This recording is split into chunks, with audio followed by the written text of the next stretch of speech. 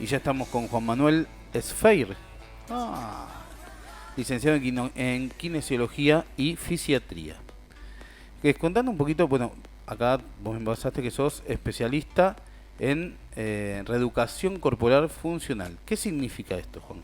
Bien, la reeducación corporal funcional es un método que nace en España hace más de 30 años, en donde lo que a las personas les sucede normalmente con respecto a lo que es la postura, sobre todo, es que no encuentran una salida a los síntomas que tienen, ni tampoco pueden encontrar cambios posturales que sean duraderos en el tiempo. Y esto se debe a que las personas tienen una búsqueda que ya no tiene que ver solamente con el medio ambiente, porque el medio ambiente ya se adapta a las personas a nivel de lo que son, por ejemplo, las sillas, las mesas, las computadoras, y la persona está adaptándose a una realidad que está interpretando. Y ese cuerpo está cumpliendo una función, y esa función ya sabemos que va trascendiendo a las cuestiones que están ligadas a poder alimentarse o poder desplazarse, sino a procesos de pensamiento, procesos de conocimiento personal para poder desarrollarse. Y ahí entran en conflicto. Cuando entran en esos conflictos y no lo saben, es el cuerpo el que se va a adaptar a ese conflicto que no sabe que tiene. Y ahí aparecen muchos síntomas.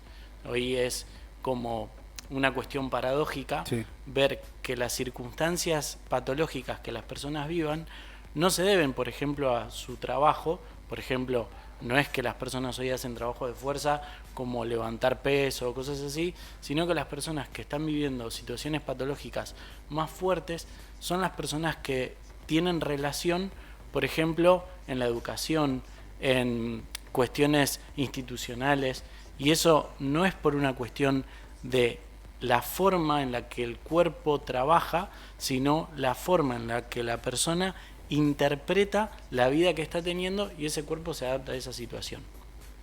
Mira, ¿vos qué opinás? Que es realmente complicado. Bueno, Complicado que la persona llegue a comprender la situación y se adapte a esa circunstancia. Por eso cuando no puede hay que ayudarla. Convengamos que hoy hay muchos problemas posturales, todo también porque quizá en su momento venía la silla ergonómica, todo eso, pero bueno, hoy uno trabaja, se desplaza, todo generalmente con un mal hábito, como vos decías, pero, o sea, corregir eso, porque venimos durante años llevando esa postura, con esa el desplazamiento, digamos, o negativo, no sé cómo lo llaman ustedes, pero bueno, hace que también todas nuestras articulaciones, nuestros huesos, nuestros músculos se vayan deformando y no vayan trabajando como corresponde también, ¿no? Claro, lo que sucede a nivel físico, con todo esto que les conté por ahí, medio romántico, pero en realidad se puede ver a nivel biológico y a nivel físico, es cómo las personas producen lo que es el acortamiento muscular de lo que nosotros conocemos como cadenas musculares. Este principio de cadenas musculares ya tiene 80 años, y lo que las personas desarrollan es una tensión muscular para evitar encontrarse, por ejemplo, con síntomas físicos. A alguien le duele una pierna y empieza a renguear. Esa renguera, si la sostiene en el tiempo, va a generar un patrón de conducta de movimiento que indudablemente va a generar desgaste articular, va a generar problemas en otras partes del cuerpo, y esos problemas rápidamente la persona esconde el origen y pasa a tener una sintomatología nueva. Frente a esa situación que está viviendo en ese momento, las personas ahí es donde se empiezan como a desesperar, como a tener miedo, porque no saben hasta dónde va a llegar lo que tienen, buscan diagnósticos, y a través de los diagnósticos caen en una farmacología que incluso hace que sean dependientes de esa farmacología para resolver el problema. Incluso a veces hasta desconectándose, porque a veces la farmacología termina siendo psiquiátrica, y eso hace que la persona menos protagonismo tenga en su patología. Entonces, ¿cómo hacemos nosotros? Llevamos ese sistema muscular a una tensión corporal. Ponemos en tensión el cuerpo de una manera en la cual se hace a través de posturas que son a veces complejas, en donde implica un proceso de acompañamiento para que la persona pueda conocer primero el cuerpo, cómo es una nalga, cómo se contrae, cómo se relaja, después integrar a esa nalga al pie, después integrar cada vez más partes del cuerpo, hasta que la persona, entrando en esa atención global de todo el cuerpo, se empieza a encontrar con un estado emocional. Es decir, esa forma en la cual está viviendo esa tensión muscular tiene una forma de interpretación. Algunas personas quieren salir de esa postura. Eso lo identifican como un proceso de ansiedad. Algunas personas se entristecen frente a la postura, algunas personas les da bronca, algunas personas no entienden, y esa circunstancia emocional justamente es la misma forma en la cual están interpretando el conflicto que suelen vivir o con la pareja, o con el trabajo, o con la familia, o con ellos mismos, y así es como la persona puede ir revirtiendo ese proceso degenerativo como la artrosis e incluso eliminar los síntomas completamente. Es realmente complejo todo.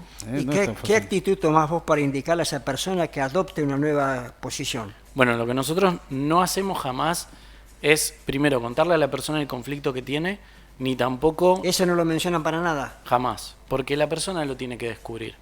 Hoy ¿Cómo interpretás vos el conflicto previo? ¿Cómo lo encuentran? El conflicto se encuentra a través de la postura, a través del cuerpo físico.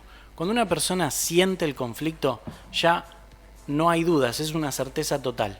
Entonces, si yo le cuento a la persona el conflicto que tiene, va a crear un patrón mental para de alguna manera lograr después negar el conflicto que tiene, porque en realidad las personas frente a los conflictos o no quieren hacerse cargo echándole la culpa a otro o a otra situación, o las personas encuentran formas para escaparse de que son ellas las que están causando el conflicto. Ahora, cuando la persona lo siente, ya no hay nada que lo pueda poner en duda. Y ahí la persona es donde le cae la ficha, en donde muchas veces en la vida nos pasó que nos hemos dado cuenta de que el problema lo estamos generando nosotros. Pero si alguien nos cuenta el problema, solemos negarlo, hasta que nos encontramos con el problema cara a cara, donde las personas se encuentran a veces con situaciones hasta trágicas porque no han aprendido, ya sea en cuestiones de adicción, ya sea en cuestiones de discusiones. Bueno, la idea es poder acompañar a la persona a que a través de sentir el cuerpo se vaya dando cuenta solo y que nadie le tenga que contar nada. Y una vez que nadie le tiene que contar nada y la persona sabe lo que tiene, ya es protagonista del cambio que quiere hacer, porque está sintiendo, o sea, se está sintiendo verdaderamente mal en una situación. Cuando verdaderamente lo siente, ahí es cuando decide cambiar. ¿Pero vos insinuás algo para que esa ficha se ubique? Jamás, o no? ¿No insinúan absolutamente, solamente escuchan o observan? Escuchamos, observamos y lo que hacemos es dar indicaciones de cómo ir poniendo el cuerpo.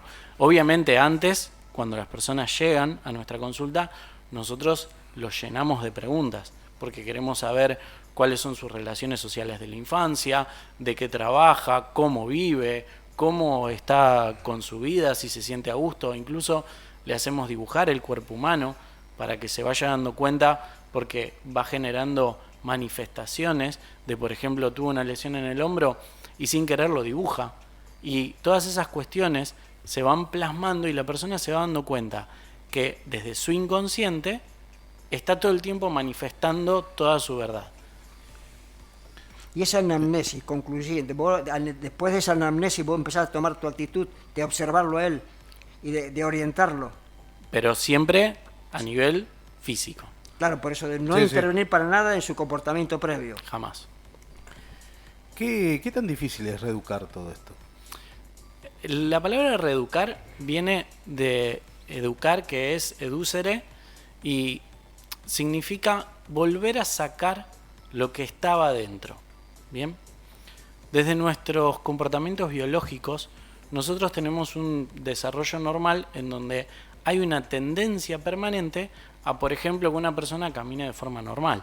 No se necesita, de alguna manera, generar indicaciones de cómo balancear el cuerpo, cómo apoyar, sino que la persona sola tiende a ir hacia su salud, hacia su estado óptimo de salud. Entonces, lo que nosotros hacemos es acompañar a la persona a que vaya encontrando aquello que bloquea esa situación, que a nivel físico siempre se representa a través de una contractura muscular, a nivel musculoesquelético. Después, a otros niveles, ya entran otros aspectos en donde ya escapan un poco a la kinesiología, aunque la kinesiología, lo que tiene es una herramienta que trabaja sobre el sistema voluntario de las personas.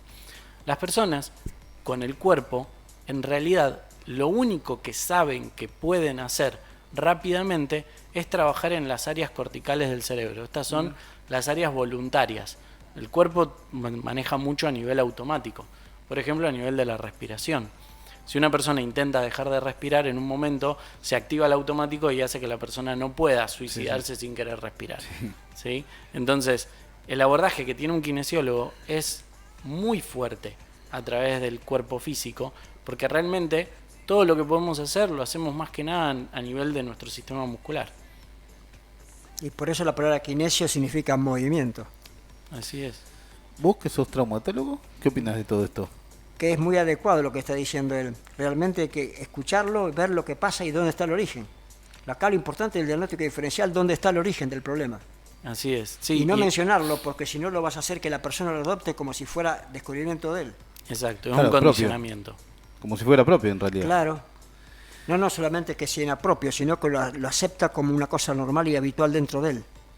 Creando un problema. Claro, porque ahí se autoenferma. Así es, tal cual. Eso es una de las cosas Mira. que es peligrosa dentro del ego de los terapeutas. ¿Ah, sí? Claro, porque no incidir. Un terapeuta cuando condiciona a su paciente, lo que hace es hacer que el paciente, si está en una situación de desvalorización, entre a construir esa novela que le están contando que tiene. Y el pensamiento, así como con un sueño, con la imaginación, logra crear lo que quieras. Entonces, si vos le decís a una persona, tenés un problema fuerte con tu pareja, y la persona, si está en una situación de desvalorización, en vez de negarlo, o en vez de decir, no, yo estoy muy bien con mi pareja, va a poner en duda la relación de pareja que tiene. Y eso lo puede llevar a una situación en donde construye un nuevo problema a partir de haberle cedido la autoridad de su vida a alguien que teóricamente sabe. Y eso pasa en todos los ámbitos de la vida. Mirá vos. El aspecto interesante, de la simple visión, yo siempre dábamos un ejemplo en medicina. Cuando un paciente viene con un problema grave que tiene, simplemente la mirada del médico es demostrativa de lo grave o no de lo que puede tener. Bueno, pero ustedes condenaban también a veces los médicos. No, lo que nosotros siempre decimos es que a un paciente, por más que diga, doctor, dígame lo que tengo, nunca hay que decirle la realidad total, porque si la persona realmente es un depresivo, llega a su casa y después de eso se pega un tiro. Entonces hay que decirle, su problema es serio. No ignorar el problema, pero tampoco magnificarlo, porque si no lo transformamos de un paciente en un paciente físico en un mental. Y mentalmente uno no sabe la reacción que va a tener cada uno. Sí, por ahí nosotros desde la reeducación corporal funcional también tenemos una mirada muy espiritual sobre la vida humana. Entonces, vemos que las personas, en realidad, el problema que tienen a nivel sintomatológico, en sí no es tan importante frente al sufrimiento que está teniendo la persona. Pero la persona no sufre lo que está sintiendo a nivel corporal, sino que sufre porque va a determinar todo en el miedo. Un ejemplo de esto es el dolor del parto. Una persona puede atravesar un dolor como es el parto sin ningún problema, porque total, el destino es un destino, digamos, hasta milagroso. Sí, claro. En cambio, cuando una persona tiene, no sé, un dolor por una hernia de disco, la persona no tiene idea de a dónde va con eso y en un momento hasta puede tener miedo de volverse loco o de entrar en un cuadro depresivo. Y ese miedo en realidad es lo que la persona necesita trabajarse ya a nivel no físico o médico estricto, sino que dejar de despedazar a las personas y tomar a las personas como una integridad que es física, energética, emocional, mental y espiritual. Vos sabés que algo que hizo lamentablemente la medicina actual es dividir al ser humano y seccionarlo en bastantes pedacitos para tratarlo individualmente a ese cada pedacito. Cuando en realidad cuando una parte está desequilibrada es porque todo su conjunto, ¿sí?, llegó a que ese pedacito esté desequilibrado. Ahora, lo que hablábamos antes de las terapias holísticas, de las terapias integrativas, es ver al individuo como un todo, ¿no? Y no como un pedacito. A vos te duele la cabeza, te hago una tomografía aquello de la cabeza. Te duele la espalda, tomografía de la espalda. Te duele un menisco, tomografía del menisco. Y toda la otra parte, para que, o sea, ese menisco llegara a lo que llegó, nunca se le prestó atención. Claro, por Te eso atienden es que ese pedacito y nada más. No buscan cuál es la teología. No, porque hay que facturar nomás. Claro, Hoy es- está la industria de la medicina. Hoy es Bueno, una empresa. también cierta parte de la responsabilidad la tiene la población, porque a la población también le viene bárbaro encontrarse con alguien que de alguna manera lo disocia de la responsabilidad que tiene sobre su salud. Sí. A mí me pasa que las personas, por ejemplo, cuando les duele algo, en vez de ir al suelo, que es un lugar seguro en donde no se van a lastimar, lo que hacen es automáticamente querer saber qué tienen a través de un profesional. Y no hay mejor herramienta, o sea, hay un dicho viejísimo que dice no hay mejor médico que uno mismo, pero es que cada vez la gente se conoce menos. Y en esto también es como que la trampa está dentro del conocimiento. Está muy todavía diciéndose que el conocimiento es lo que libera a las personas. Y en realidad, cuando se dice eso, es como un arma de doble filo, porque el conocimiento, si uno lo sale a buscar afuera, hay y más hoy, hay una cantidad de conocimientos que las personas terminan mareándose de tanto Lo que conocimiento. pasa es que está mal dicho. Es el autoconocimiento Claro. lo que realmente importa, ¿no? Y no el conocimiento en sí. Yo puedo buscar en Google, me duele la cabeza, ¿qué tomo? Tomo la pastillita, tapo el síntoma y agravo y agravo y agravo. Me duele la rodilla, ¿qué tomo? Me tomo un diclofenac. Y así, y así. Y sigo agravando el síntoma. Y nunca resuelvo el problema real. Así es. Esa Entonces- esa es la idea, que las personas puedan hacer este hermoso proceso que, sin dudas, cuando una persona entra en contacto con su cuerpo físico desde un lugar respetado, más allá de que el síntoma pueda perdurar, lo que le pasa a las personas es que dejan de sufrirlo. Y eso es lo más importante que las personas buscan. No les interesa tanto ese padecimiento que tienen. Obviamente, si una persona es feliz, el cuerpo, ¿a qué se va a adaptar? A una circunstancia de felicidad. Por lo tanto, es lógico pensar que el cuerpo se va a reorganizar a nivel hormonal, se va a reorganizar a nivel muscular, va a mejorar su economía de energía y ahí se va a resolver el problema, porque uno de los espejos más hermosos o uno de los referentes más hermosos que tenemos de la salud es el animal salvaje. El animal salvaje no tiene escoliosis, no tiene, a menos que haya tenido un accidente, no va a tener un problema de cadera, no va a tener fibromialgia, no va a tener fibrosis quística, no va a tener todas esas cuestiones que las personas hoy desarrollan cada vez más e incluso se lo trasladan a los animales domésticos. Sí, pero ojo que todo esto se está produciendo generalmente por muchas enfermedades emocionales que venimos acumulando tras el tiempo, desde chicos, incluso desde niños, venimos acumulando enfermedades emocionales que nos van enfermando el cuerpo, ¿sí? Y no le prestamos atención. Claro. O tapamos con una pastillita, o total seguimos hasta que el cuerpo diga basta. Ahora yo creo que lo que hay que destacar, que el cuerpo, ¿sí?, es un mecanismo tan perfecto, que como decías vos antes, se autosana, ¿sí?, se autorregula. Vos fíjate cómo, o sea, no hay nada, no hay ninguna medicación, no hay nada que segregue la cantidad justa como segregan las hormonas del cuerpo. Para nivelarte todo. Vos no me dejas mentir.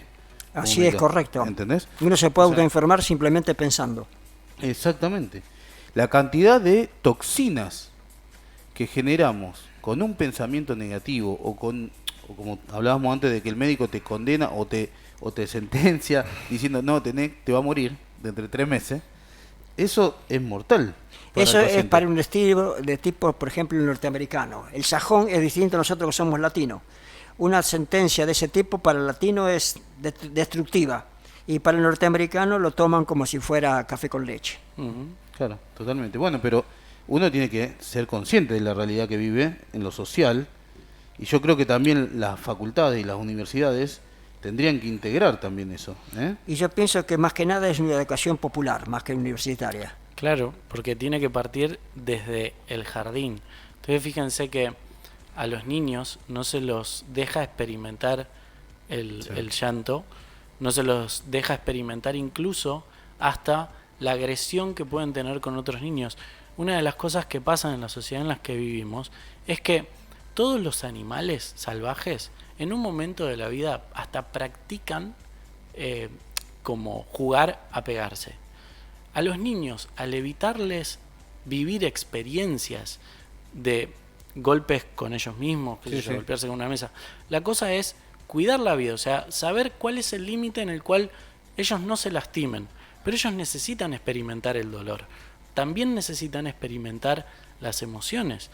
Cuando un niño tiene la capacidad de poder experimentar el dolor, no se anda tirando de lugares de altura, o cuando tiene la capacidad de experimentar el enojo, la ira, después cuando es adulto, ese enojo y esa ira no lo mezcla con las circunstancias ni tampoco lo reprime, sino que lo toma como una herramienta principal. Pero ¿qué pasa? Imagínense que las personas tuviesen una educación emocional, en donde cada uno toma decisiones en función de lo que siente y no de lo que piensa.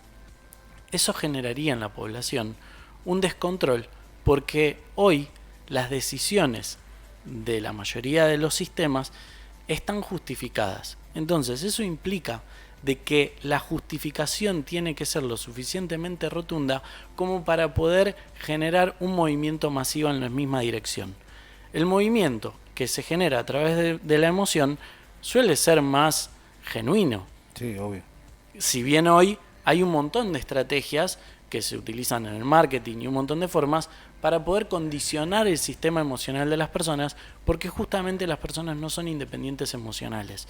Se manejan mucho a través de una inmadurez emocional y eso hace que caigan en problemas empresariales, en problemas de pareja, en problemas con el propio cuerpo, y el camino es ya salir de la lógica para todo, salir de una situación de dependencia emocional para poder saber realmente a dónde voy con mi vida, qué es lo que quiero para mi vida, sin estar condicionado.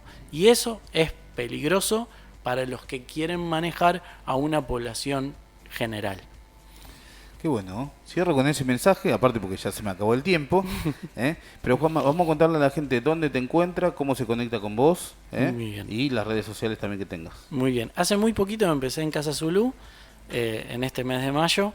Estoy los jueves haciendo consultorio y los miércoles a partir del 1 de junio voy a empezar con el trabajo corporal a nivel grupal. Es una maravilla el trabajo grupal de la reeducación corporal funcional, y todos los trabajos grupales son una de las partes más importantes de las terapias. Y voy a estar los miércoles a las 19:30. A mí me pueden encontrar a través de las redes. En el Facebook me encuentran con mi nombre y apellido. También pueden ingresar. Vamos a decirlo porque si no la gente no Juan sabe. Manuel Sfeir. Dale. Y después a través de Instagram como juanma.sfeir, o si no, a través de la página de Reeducación Corporal Funcional, que es www.reeducacioncorporalfuncional.com. Perfecto. Muy interesante, ¿eh? Muy claro, muy interesante, realmente. La verdad me gustó, ¿eh? Muy bueno. No sabía bien de qué se trataba, pero viste, siempre aprendemos. Sí, todos los días se aprende algo. Exactamente.